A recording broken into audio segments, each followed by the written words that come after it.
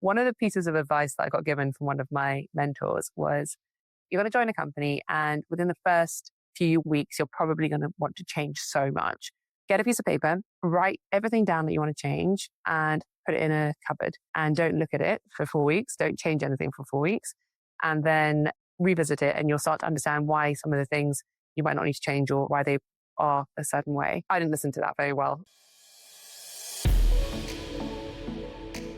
Welcome to Founded and Funded. I'm Madrona Partner Chris Picardo, and today I'm thrilled to be joined by Eleanor Lightbody, CEO of Luminance. Eleanor's journey is an incredible one, from her early days as an account manager at cybersecurity pioneer Darktrace to now leading one of the most exciting companies at the forefront of AI-driven legal technology. In this episode, we dive into what it was like for Eleanor to step into the CEO role at Luminance after 2 prior CEOs and with the founding team still involved, and how she successfully navigated that dynamic to fundamentally change the company's growth trajectory. We'll explore how bringing in a commercially focused leader can unlock new phases of growth, what it really takes to build a successful go-to-market motion for an AI product, and how to align technical and commercial teams to scale effectively. Plus, Eleanor shares candid lessons about the challenges of scaling an AI startup and the cultural moves that have made a real difference at Luminance. This is a must-listen for anyone building an AI, scaling a company across markets, or thinking about the leadership transitions that drive major growth. Eleanor, welcome to the podcast. Thanks for having me. Of course. So to kick things off, I think it would be great to just talk a little bit about your career journey. So how do you go from a cybersecurity account manager at Darktrace to the CEO of Luminance? Yeah, I think to understand that, it's probably worth going way back. And I was reflecting on this the other day, and I grew up in a household where, so my mother is an entrepreneur. She started quite a small, she was part of starting quite a small business that has grown massively. And I saw that growing when I was growing up.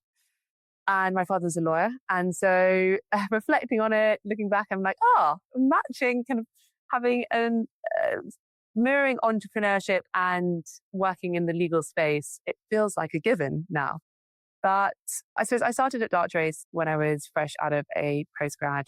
And I chose Darktrace for a few reasons. The first one was that it had some kind of seasoned investors, and it felt like they had built and grown quite established companies before.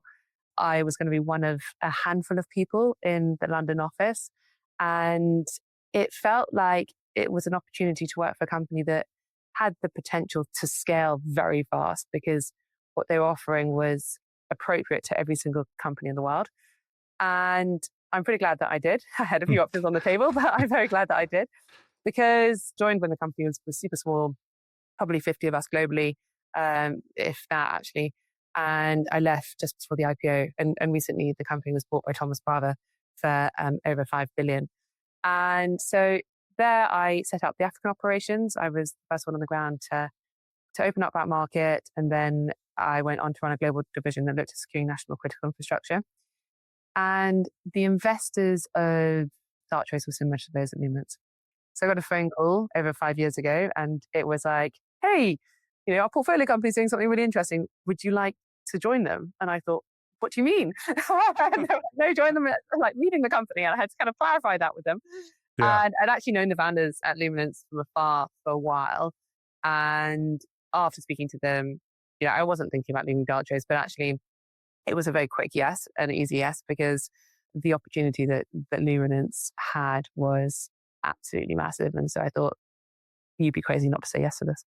Yeah, no, it's so interesting. It's got to be a great phone call to get to be like, hey, do you want to go do this really fun thing at another exciting company? But I think one quick question I wanted to ask that you mentioned, which I'm just curious about, is you said, hey, when you joined Darktrace, it just felt like it was ready to grow really fast. What does a company feel like when it's ready to grow really fast? I know that sometimes you just get that feeling, sometimes you don't, but what resonates to you when you were like, okay, this company is just ready to go? 100%. And that's actually exactly why I joined Luminance, because I was like, they've got these foundations and they have this ability to scale. So I think it's a combination of things. One, it's like, how big of a problem are they addressing? Are they thinking about the problem in a different way? This is kind of when I'm talking to founders. Is there like deep expertise in the technical team? And do they have like a real sense of like what they're trying to deliver? So those are the key elements that I was always looking at. But fundamentally, like, I think ideas change, they permeate. I think any successful company experiments a lot. And so it's not necessarily about like the product today, but it's about the team today and like the way that they think about things. And then alongside that, it's like, do they have that? Just like that energy, when you walk into a room and you're like, these people want to build and they are competitive. And I feel like that there is no plan B but success. And those are all the things that both Darktrace and Luminance kind of shared. Yeah. It's sort of like that drive that you are going to build this product because you want to win and you want to see it out in the world and fulfill in your vision. And that is what's motivating you as being part of the company. 100%. Nothing's going to stop you. Yeah, no, it's probably obviously you've had that feeling twice and both stops have been quite successful. So it must be a great feeling to have. And when we talk about Luminance, you've done something obviously a little bit different than a lot of people's journeys, which is step into the CEO job. And so, maybe talk a little bit about what that experience was like. The founders are still there. There have been a couple other CEOs. And so how did you think about that? How did you navigate the dynamic? What was that broader experience like? Yeah, so when I first joined, I think it was a combination of a tiny bit of naivety, which I think is actually really good. As we grow up in businesses and get more and more experiences, I think one of the key things is to try and like keep a bit of naivety, because that can help you kind of take on these hugely daunting tasks that in time we slightly get a bit wary of. I was excited and I was daunted, and I look back on it and it's actually quite funny. So one of the pieces of advice that I got given from one of my mentors was, A, it's going to be really hard. Didn't think I actually knew how hard it was going to be, but I was like, okay, cool. And the second one was, look, you're going to join a company and within the first few weeks, you're probably going to want to change so much. Get a piece of paper, write everything down that you want to change and put it in a cupboard, and don't look at it for 4 weeks. Don't change anything for 4 weeks, and then revisit it and you'll start to understand why some of the things you might not need to change or why they are a certain way. I didn't listen to that very well. and I think for a good reason. And, I think if founders are bringing you in, regardless of like the circumstances they're bringing you in, the most important thing to kind of set the scene is to have like very frank conversations up front to like say, this is what I can bring. These are the things I can bring. And like, for me, when I joined Luminance, we can talk about this later, but there was so much that could be done to mold the commercial teams and to change the way that the company was thinking about how to go to market. It felt like I could sit with the founders and be like, this is what you guys are doing. This is what you should be doing. Let's do it today. And they were like, oh, wow. That like, okay, like having a few like metrics to show like early signs of success can help you bring like the founders on that journey with you. And I think from the outset, like my piece of advice to anyone going in is like, know where your strengths are. Don't try and boil the ocean from day one. And so like there are stuff on that list that actually like I wrote down and I haven't changed. And know where your founders' strengths are. And for the first few months, figure that out. Be very upfront in your conversations. Be very transparent. And then you'll start to build a lot of bridges. It seems like, when you bring in a new CEO, obviously one of the reasons you might do it is because you want a change agent. But you have to be sort of nuanced and thoughtful about how you want to go about sort of getting buy-in and, team-wide, enthusiasm about the change that you're bringing. Yeah, exactly. Being thoughtful and mindful are really, really key things. Yeah. One thing I hear a lot from CEOs, people who've been CEOs, people who've worked with a lot of CEOs is it's kind of a job. It's like there's no job description right around being the CEO. And it's not like, oh, here's this great training path to becoming a CEO, because it's a very different type of role than anything else in the company. Is that your experience as you sort of transitioned into the seat, that maybe your expectations around sort of like what a CEO does or what people externally think a CEO does is kind of different than what they actually do? I think everyone thinks that a CEO does something different. So I think if you were to take a general kind of survey of the market, I'm not sure that you would get consensus at all. So I don't think I knew what I was getting myself into. And I mean that in a very positive way.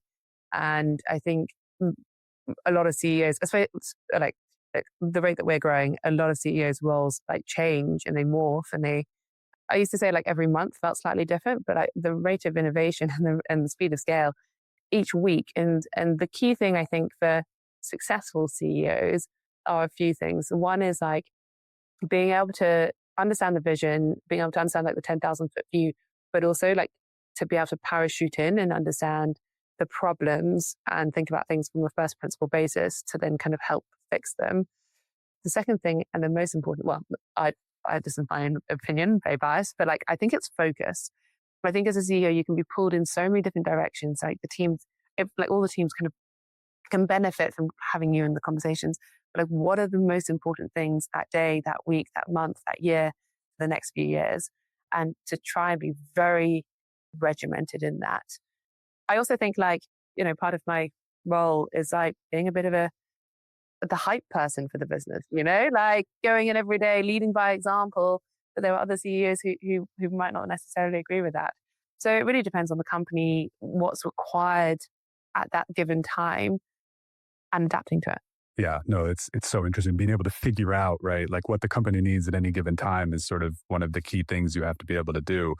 And, I think it's probably a good time also to talk about a little bit about that in practice at Luminance, right? Because you stepped in and were able to really massively change the growth trajectory of the company. So I'm both very curious about how you did that, but also I think it's a good time to, spend 30 seconds on kind of Luminance and, what it is and was and why you were so excited about then being able to really put the company on such an incredible growth trajectory. Look, if you think about it, as we sit here right now, there will be teams in every corner of this world who will be receiving legal contracts. They'll be reviewing them, they'll be processing them, and they'll be deciding what to do with them. And as that stands, it's very time consuming, it's expensive, it's prone to human error, and it is costly. And so what we do at Luminance is that we automate that process end to end. So our customers are pretty much any company of any size, whether that's someone like AMD or DHL or Hitachi, like all different industries who are using us for every single interaction that they have with their legal contract.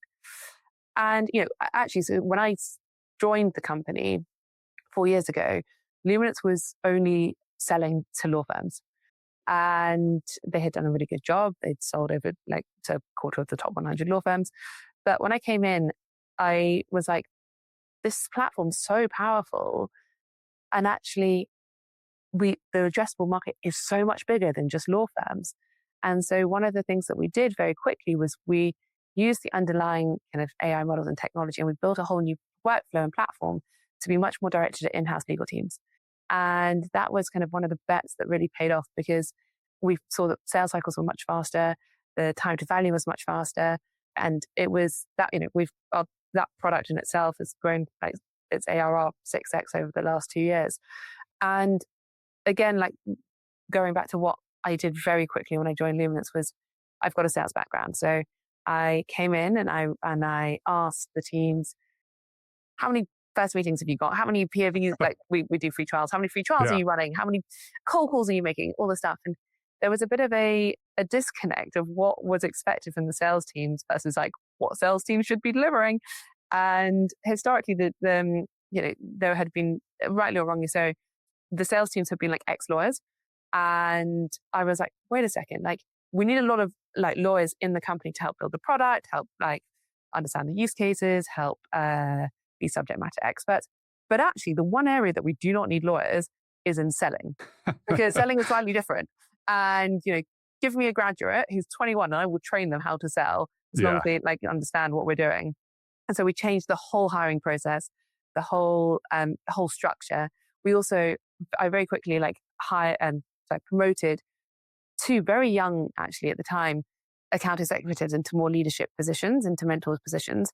And I remember some people saying, they're very young, they don't necessarily have enough experience. And I was like, give me someone who's young and hungry and I will help train them into what they need to be.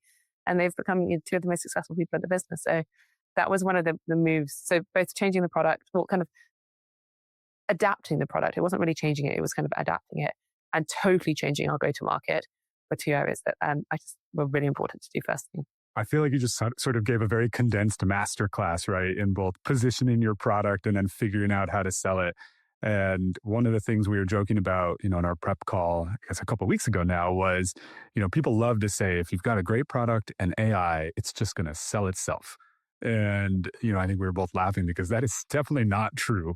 I mean, certainly some companies have been able to figure that out, but I think for the most part, you have to map a great go-to-market strategy with a great product strategy, right? And those two sort of work together. Yeah, look, I totally agree. By the way, any company that has been able to do that, hats off to you, kudos to you, like high fives to you. I want to talk to you. Great, amazing. But like that as a founder or as a CEO is not what necessarily you should be solving for. If that comes organically, brilliant, amazing.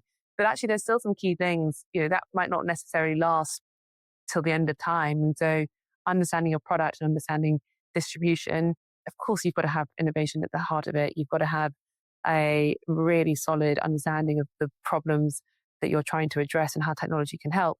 But if you don't know how to go to market to it and you don't know how to take customer feedback, and the key thing is that like taking the right, sorry if any of our customers are listening to you, love you all, but taking the right customer feedback Yeah, exactly. and prioritizing it, again, is I think so important when you're scaling a business.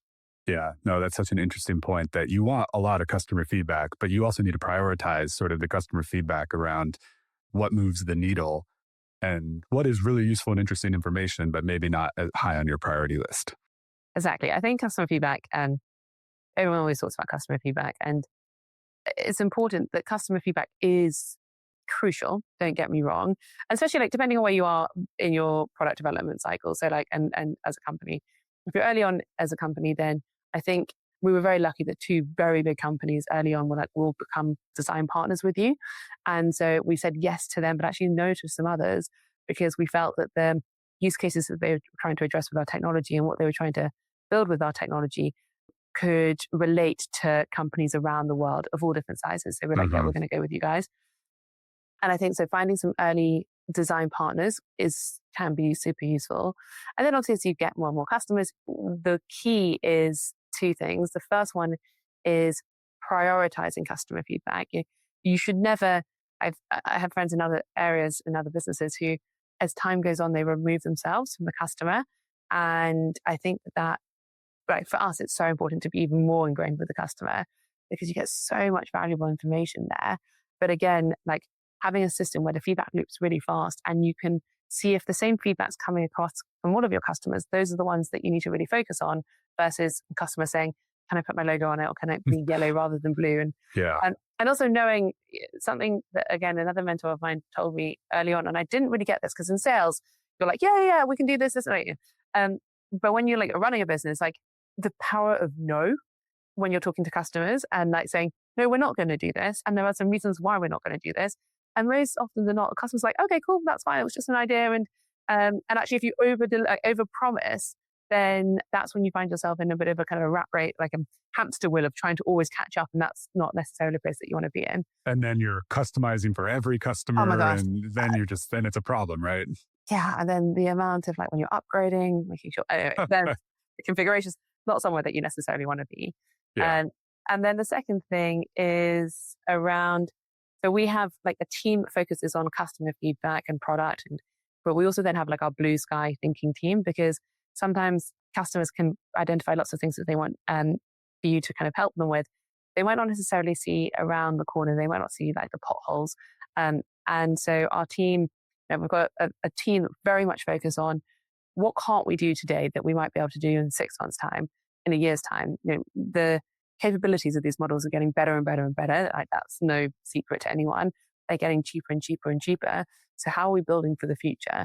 And metaphorically, they're like carved out into a separate room because I don't want them to get too distracted by the noise of the daily operations. And I just want them always to be thinking about innovative, cool, different use cases. Yeah, I so curious to talk a little bit more about this concept that, you have around, I think you call your sort of innovation team, the jet pilot team, and then you've got the core team. I know a lot of founders, right, and CEOs are always try to think about how do I balance innovation versus core product delivery and what are the ways to do it? And you've been successful at doing that. And how do you think about managing that on a day-to-day basis and having sort of those two different groups working in concert with each other? It's always a bit of a balancing act. But for us, one of the pillars that our whole company is based off of is innovation and speed. I think that to be competitive in this market, you have to build very, very fast. And you can only do that if you've got a team that really understands the impact of what it means to build slowly, actually. And there are areas that you need to build slowly, don't get me wrong, but there are new kind of value adds, features, use cases, modules that you just want to get out there. It's a classic, like 80-20 rule, get it out there and see what the feedback is, choose a few customers to go live with, and then you can iterate on the fly. And the way that we've got our teams to buy into this is that like they're the ones talking to the customers. They're the ones who are sitting, the developers will build something, they'll sit in and they'll see the impact. And historically they were kind of siloed away and they're like, oh, but why do we need to build fast? Why does this matter? Let's make sure that we're getting it totally right before we push it out. And my argument always to them, and they only kind of started believing this when they saw it, was you don't know what's going to really work. You actually have no idea. Like, we might think, in an isolation that something is going to land really nicely. But more often than not, sometimes the things that we don't know are going to land are the ones that people really, really like. So just get it out there. And kind of like terrible analogy, but it's like throwing mud at the wall and seeing what sticks. And then like throw as much mud and see what sticks. And then you can iterate really quickly on that. And are you able to earn your ability to do that because you're so close to your customers and you're able to kind of gain that trust? Because, I think you said something interesting, which is, you said many interesting things, obviously, but the 80-20 is okay, right? To launch some of these things and be iterative and just get new, product in front of customers quickly. Did you earn your way into doing that? Is that something you did? And then customers said, hey, this is great, right? Keep it coming. What's the nuance there? Because I think there's a lot of people who are like, hey, if I do launch something and it is terrible, then have I just blown up all of my trust? Or, do people now think it's not right a great product? And I think clearly you're saying like, yeah, you might have a couple of those things that just don't land. But if you launch and you put stuff in front of customers, that's the cycle to get the best product out there. Yeah, it's choosing the right customers. You don't do this like across all of your customer base. You say, right, here, X customer, AMD is a great example. They came to us and they were like, we love your AI for legal negotiation. But at the moment, like I still have to review clause by clause. The AI tells me whether I should agree to it or not. It gives me language that I can use instead. But I still, the human, have to go through and say, yes, I agree, or no, I don't agree. They were like, it would be amazing if I could just click a button and like rewrite the whole contract for me. And we're like, okay, let's do that. And the first few times that we showed it to them, it didn't get it right. and we could have easily lost their trust. But actually, it's all about the framing and the positioning, which is like if you're going to these development partners and saying, this is a fully baked solution, then like if it doesn't work or if it doesn't quite hit the mark, then of course you're going to lose trust very quickly. But it's like, no, this is something that we're working with you on and we're going to iterate. This is the first beta version of it. Let's continue this dialogue. Then if you've picked the right partners, they're going to love being able to roll up their sleeves and help you with it. Yeah. So you have like a set of customers that are basically perpetual design partners that are happy to work with you on iteration, knowing that, some of it is going to be experimental and you guys will co-work on it together to land the final version of the product. Yeah. The great thing is that most of the stuff we can do, we eat our own dog food is the best way to describe it. So we test it out ourselves first as a legal team and we think, yeah, this is going to have legs on it. This isn't. And then we go to our kind of a few select customers.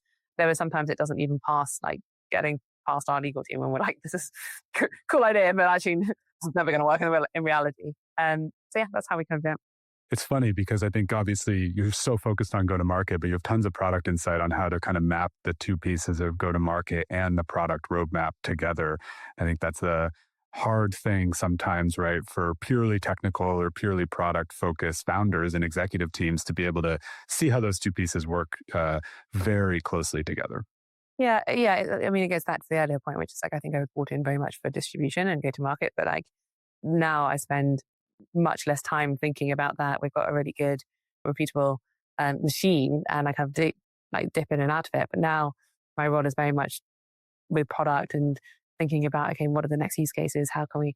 And I absolutely love that. And I was talking to actually one of the founders the other day and I was like, I'm not an AI expert, and I always come up with these ideas. And he was like, Eleanor, your ideas like weirdly at a high level are like great ideas. And so that, building that respect and that trust has been so great and kind of why we've seen so much success.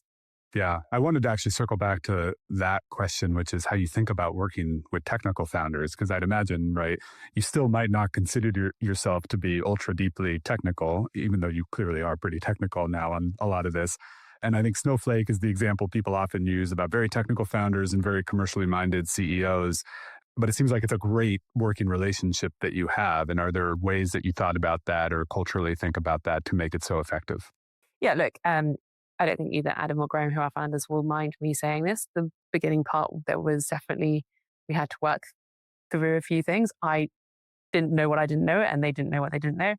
But I think the key thing is again, I've said this, but like, it's understanding where your lane is when you start off. Like, and you're in a room, all of you, because you are super strong at something, you would hope. Like, and so knowing what that is, and then having, we always talk about like leaving egos at the door. Like when we get together as a management team, we're pretty blunt with each other. We give constant feedback, and no one's off the hook. So like I get bombarded, and the founders get bombarded. And like when I first started, it was a bit like, oh wow. And then you're like, no, this is exactly what like success looks like, is that like we're constantly holding ourselves to a higher standard. And we have like, really productive, sometimes heated conversations, most of the time not, but and that's so, so key. So I think it's starting where you know your strengths are, showing a bit of success, showing that you kind of appreciate each other's art. And then in time, you would hope that, so for, the other day I was like reminiscing, and when I came in, like the founders didn't really know what ARR was. They weren't like plugged into the monthly sales numbers, and they didn't quite understand that whole world. And now the first people to text me, like on a monthly management call, like at the end of the month, we're like, would be the founders. We're like, how are our numbers this month? Like, how are the sales? Like, what are the growth? Like, where did we win? And I'll be the ones asking them about new AI models. And I've got a bit of a competition where I'll be like, whenever there's a new AI model that comes out, I'll text them and be like, am I the first one to know about this? And they'll be like, no, you're still not the first one. But and so there's this appreciation now of each other's worlds, and I love that. Yeah, it's so many of the things you've been saying have come back to, mutually aligning the culture, right, around a company that's going in the same direction, culturally doing things the same way, and has the guardrails up around what the culture is like. And, it almost goes back to the initial thing we were talking about around feeling that energy and alignment at a company that is just, hey, we are scaling, we are going, this is awesome. And it does seem like a root cause sort of under, or a root explanation under a lot of these topics is the cultural alignment that you've been able to drive, and alongside obviously the founders and the team to set up kind of this version of Luminance where it is. It's really fun for me to listen to, stories like that, especially because I think it's unique to do it as the non-founder, right? And come in and say, hey, maybe at this point you're effectively a quasi-founder or a true right founder of this version of Luminance, but it's very unique to do it that way and at that time versus, hey, I'm going to try to start this from the beginning because I started the company from scratch. It comes with a lot of challenges, but it comes with so much potential. The fact that you can join and you can change things, and you can hopefully clearly see what needs to be improved, and also what has happened that's been amazing, and kind of remind people of the amazing things that they've done. Sometimes they get like lost in that, and then slightly change things up to make sure you guys, that you're on the right path to the next stage of growth. I love it. Yeah, no, you can tell. It's just fun talking about it, obviously. Yeah. We've talked a little bit about it, but I want to ask you, is there anything that's been particularly hard? I'm sure there's lots of things, but is there anything that surprised you where you're like, wow, that is hard. Like, we've got to go figure out how to solve that maybe wasn't on your list of things you thought were going to be hard as you scale the company? I mean, it's all hard. But like, I don't know, like if anyone tells you it's not great, but like I'm very honest, but like it's so rewarding and so fun. And so, like, as I said, like absolutely, like you're so immersed in it. I think, what one piece of advice I would give to anyone who is thinking about stepping into this role would be, there's no such thing as work-life balance. Leave that at the door. If you think that you're going to join a company, you want to scale it and you want to be successful, like it's not just you that's going to be like immersed in it. It's your like spouse or partner or like your friends, your family, like you are all in it together. Whether they like it or not, you are all in it together. So that's, and that I think it's important. what have I found hard? You know what that I found hard, and maybe this is a bit controversial for a podcast, but I'll be very open, which is you really hope that the team that you have with you will scale with you and that they will learn and they will grow. Sometimes some people don't, and you have to kind of, as you go through that journey, manage that. And that I think is probably one of the hardest things that I have found in the past. So that was quite like a wide awakening. I don't think you know what that's going to feel like until you have to go through that. And then I think what is always interesting is like making sure that you're focused, because you can spend a week feeling like you're super productive and so busy, but actually have you really moved the needle? Have you like been focused on the things that are the most important part? And the third thing that I found, I want to say hard, but like I just hadn't expected it, was we hear so much and you read so much about how hard it is or like how exciting it is and how like the teams are so important in innovation and like, but actually what you don't hear, or I had heard less about, was like how important having a story is, how important having a narrative is. And not just for like you as a company and so that everyone's aligned to it, but also like for the outside world. I think, in the US, marketing is amazing. And I don't think I had appreciated like the power of it until I joined Luminance. Yeah, that's sometimes the English major part of my brain comes out when, and in another part of my life, I work with a bunch of scientists here at Madrona. And I think one of the things we talk about a lot is telling your story in simple language that people can understand. And it doesn't matter what you do, or even if you're talking to people who are extraordinarily deep experts in your field, like that, the ability to do that and modulate how you can tell your story, I think really sets apart a lot of very, very successful companies and, and founders and executives, right? From people who sometimes struggle with that.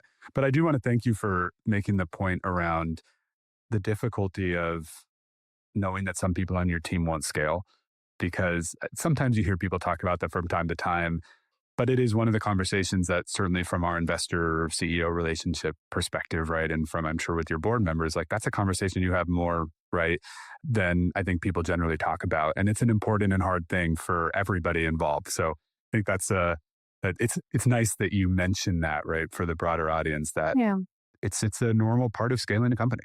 exactly. And like most often than not, people do like massively surprise you for the positive and people step up and people grow. And the counter to that is I really believe in giving, I took on Luminance when I was 29 years old. And I mean, that's maybe really old for Silicon Valley, but, globally quite young. And I think it's so powerful to give opportunities to talent that might not necessarily be quite ready for it or like the traditional experience for it. You see, we've seen some of our best employees rise up the ranks and be given, tasks and responsibilities that might be slightly at the time felt like maybe too much. And they have not only just like risen to the challenge, but they have absolutely accelerated in it. And so I have to sometimes remind myself that it's like some of the best people that I've worked with are given opportunities young and to keep on doing that rather than to be like, oh no, we need to make sure that, they've got 20 years of experience.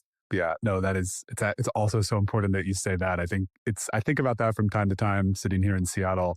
We can all name some famous Amazon, Microsoft, et cetera, executives, but almost all of them were given opportunities at those companies really young and, were able to scale into those jobs, right? They didn't just emerge out of nowhere. And so I think you giving people those opportunities to be able to do that is, I'm sure, massively beneficial to the company, but also just amazing for the people. And it's such a great cultural piece. Also, I think for you as a leader, like you get to watch people just like mature, grow, and like believe more in themselves. And like that is, I think, one of the funnest part of my roles. It's just like seeing someone who was a 22-year-old now, 26, and just like so capable than maybe even I thought that they were going to be. And those people are like in your network forever. I mean, I've met so many CEOs that you're like, wow, there are hundreds of people who have worked for you, been in your organization, been given opportunities that have then gone on to do incredible things. And a lot of them can point that path all the way back to those opportunities they got, or, being at Luminance right at the right time to be able to get an opportunity. And I think that's just got to be an incredible feeling. Yeah. Well, I have a couple quick questions to end. This has been such a fascinating discussion. And I think there's so many other topics we could have talked about, including, I think we probably could have spent an hour on the topic of design partners, which I just find to be endlessly fascinating. But I wanted to talk about just a couple of quick questions to end it. And the first one is, where are we in the hype cycle? Like, what's your take of AI? What's your take? Is it a good thing? Is it a bad thing? What's real? What's noise? Depends on any given day. Whether you're asking me, my answer might change. No, I'm kidding. Look, I think that fundamentally there is so much that AI can do for good, and there is so much impact. And I think we have only scratched the surface. But I think where we are is historically up until today, I think people have seen kind of 2x, 3x productivity gains. But actually to change behaviors, you need to see like 10x productivity change to really, and I think we're about to start seeing that, and that's going to be absolutely massive. So where we are in the hype cycle, everyone's got a different opinion, but like, do I believe that we are only starting to see the potential and we're going to see more and more potential?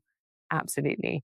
The conversation that I think's moved on, hasn't it? Now it's like, now people are like, okay, cool, this is really useful. Well, this could have a huge amount of impact. And now people are like, okay, but what are the return on investments? Like, how am I driving adoption? Why am I actually using this? And those, I think, are the really interesting places to be. What's a belief you had a year ago or last week, I don't know, about AI that you think turned out to be totally wrong? I think it goes back, like, almost the point I just made, which is like, I always thought that like, if you could do something and save 50% of time, or if you could save, X amount of costs, and if you had something that was like, it gave your customer 2x productivity gains in some shape, way, or form, that would be enough to like drive adoption, and like, it's going to be totally ingrained. I actually think to like change people's like humans' habits, it always has to be like much more than 2x. And so, a few years ago, I was like, oh, wow, like this is not just about being more efficient or being more productive. Like, what is the real intrinsic value? Because if you don't have value, then you might just be like a one-hit wonder. Essentially, people like use you, but then get tired of you and move on to the next thing. If you look out into the future, what has you the most excited, or what do you think we should all broadly be really excited about? I think today the human is still in the driving seat with AI. So the human's kind of still like putting the inputs in. It's still like most often they're not checking the outputs. I think that's going to inverse. And I think that like the AI is going to be massively in the driving seat, and the human's just going to be there to like slightly tweak the levers and to put some guardrails up. And I'm so excited for that. From a Luminance point of view, AI negotiating against AI, I think we're going to live in a world where like most legal contracts are the first pass, second pass, third pass are done by AI either side. But also beyond legal, like drug discovery, the impact that we can have on like personal medicine, the impact that we can have on curing some of the diseases that we've been trying to cure for years, like that is going to be, and again, we've only scratched the surface there, but it's going to be so, so positively beneficial for society as a whole. Yeah, that's the other part of my world. So I 100% agree with you. Eleanor, this has been so fun, and we could have talked so much more about so many of these topics, but I really appreciate you joining us on the podcast. Thank you so much for having me.